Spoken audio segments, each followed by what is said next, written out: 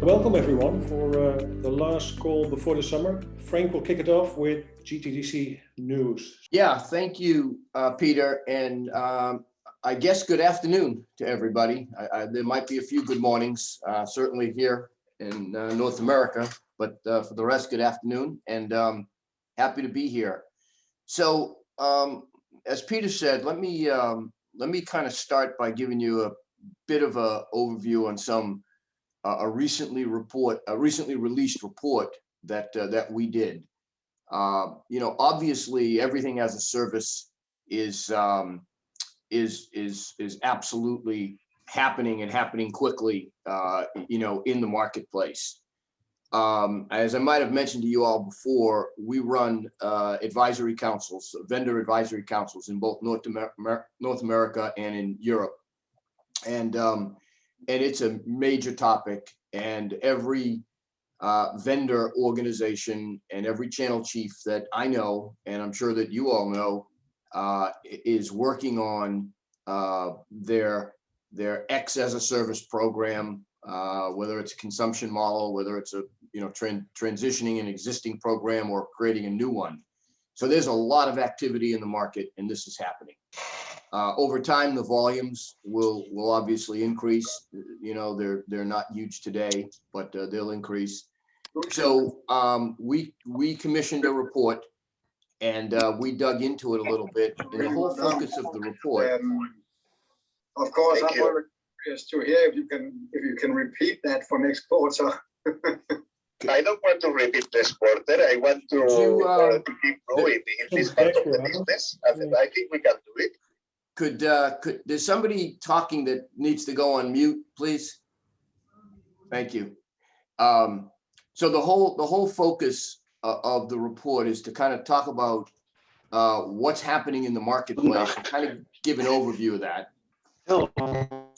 And then secondly, most importantly, the value and the activities that distribution is and will provide in this space, and because they're significant and they're critical. And third, we've got some test case studies in there where we talk about some folks that and some of you that are making tremendous progress. So I would encourage you to download that report. We released it about 2 or 3 weeks ago, and I think it's a good first start at really digging into this really important development. So Adam, if you go to the next slide. The other thing we've done, if those of you that go on our website, you may have noticed that it has been revised, and we've created a knowledge hub.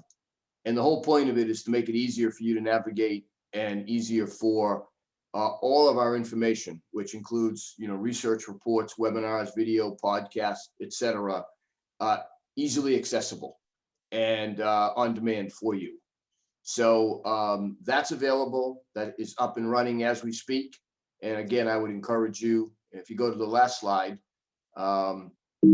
Adam, to connect with us at gtdc.org. Okay, so with that, Adam, let me turn it over to you and get a view of what's happening in Europe. Thanks very much, Frank. And so let's have a look and see what's going on. So I'm going to follow a similar format to previous updates, giving you an executive update of what's going on. And I'm going to talk about January to May actuals and Q2 update and a Q3, Q4 outlook. So I've shown you this slide every time. This is the 8th time that we've come together. This is a 13-week rolling index showing how distribution is doing with 2019 as the reference data.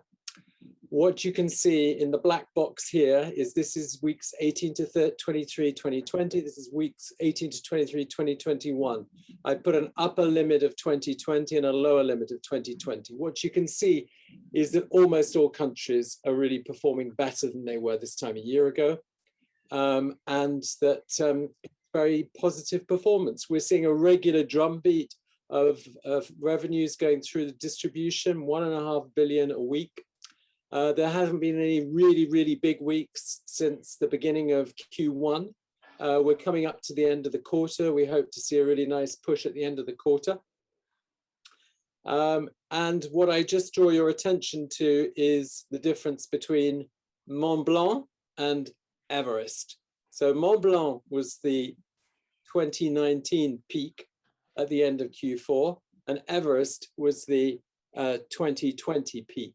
So what's going to be happening is that it's going to be some really challenging comparatives in the next few months as we look and see how close we get to a peak similar to last year. And so we'll be monitoring that really carefully. We have started, when we do our comparisons, to look at 2019 as well as 2020. Both of them are really important in order to understand what's going on with the underlying business. So you will see that in my presentation. I'll refer to both years, in fact. Now, when we look at growth in the first 5 months of the year, January to May, we're looking at 12% growth.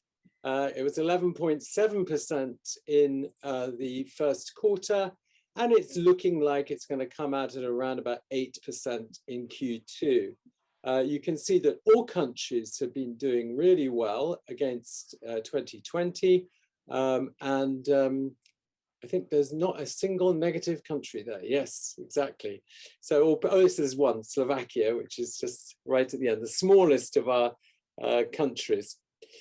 What's then interesting is to see what it looks like against 2019.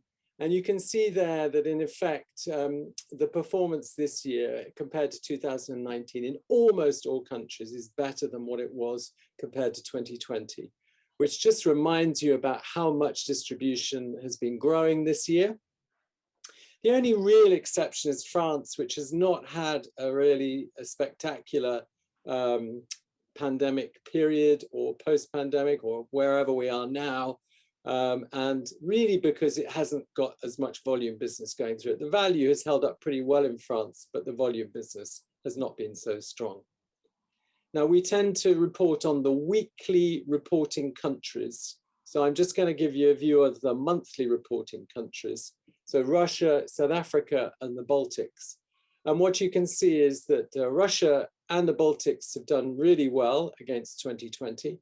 South Africa has done better than 2020.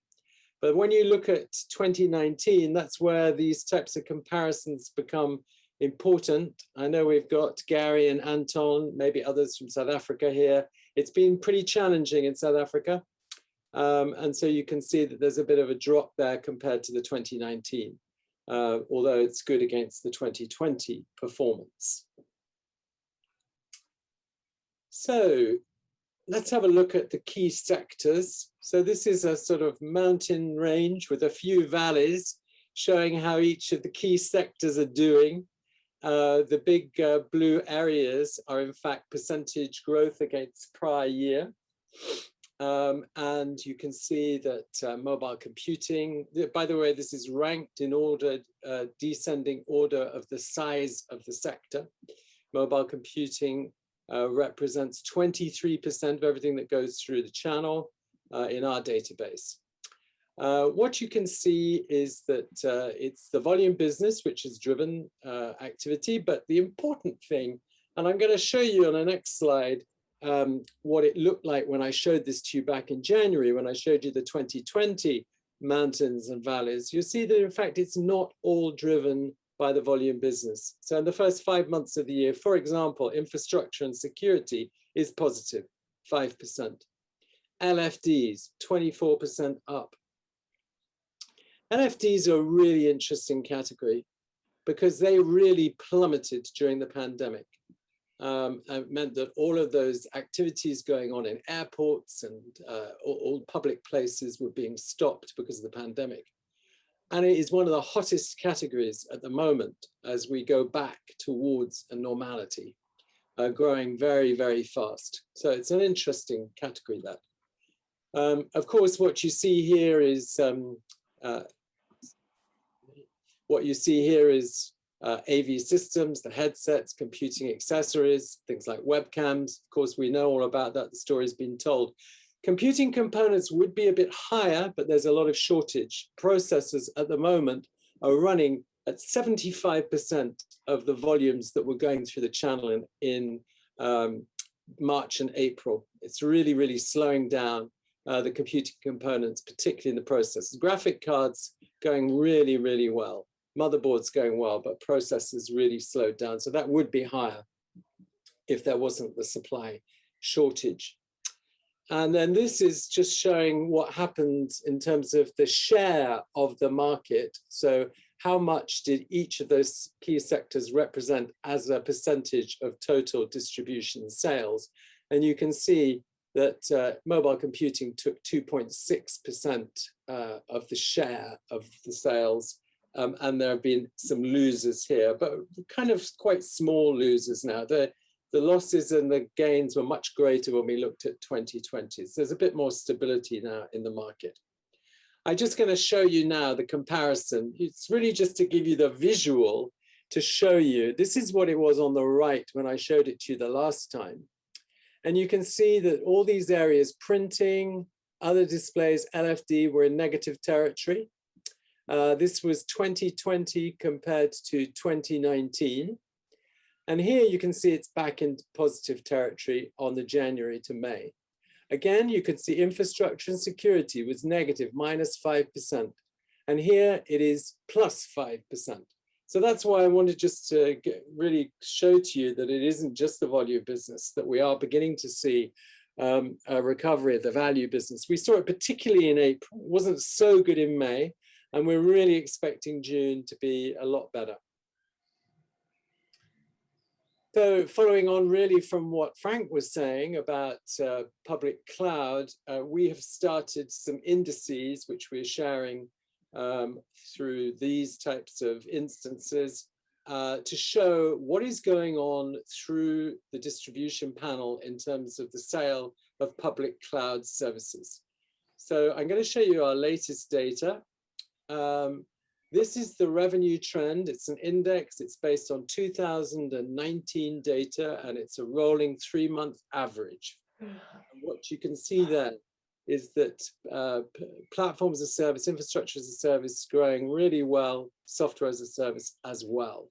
You know, we're looking here, when you look at anything like 130, that's 30% growth on the average of 2019. And you can see that upward trend happening. Platform as a service, infrastructure service, much smaller base because the majority is actually software as a service going through the channel through our data. When we break that down by country, you can see that pretty much all of the countries are doing well. Interestingly, France has had a really good period in 2021. You can see that, but they're all on the up. And of course, we're about to enter the quarter end, and we should see some nice increases as we get to the quarter end. And we also produce these thumbnails. Now, these thumbnails are showing the dark blue is the current trend in 2021. The light blue is 2019. And then the dotted purple line is, in fact, the pandemic year. And so what it's really important, we think, to show these thumbnails, because they show not only how you're doing in absolute terms, but also are they following the trend of previous years. What you can see is that in software as a service, it's just all a very, very positive story of growth through the channel. A bit of a dip at the beginning of the year in Italy, but recovering there now. So that's just to give you an insight into this data, which is increasingly important for us to be reporting on. So let's have a look at the Q2 outlook in the final part of my presentation and update before we pass over to Stuart. So I'm just going to remind you that this was the basis of our central case for Q2, was that we were going to see a continued growth in mobile computing, but the year-on-year numbers were going to soften. Desktops recovering. We're now moving into this virtuous period where we're out of comparison of the Windows 10 upgrade.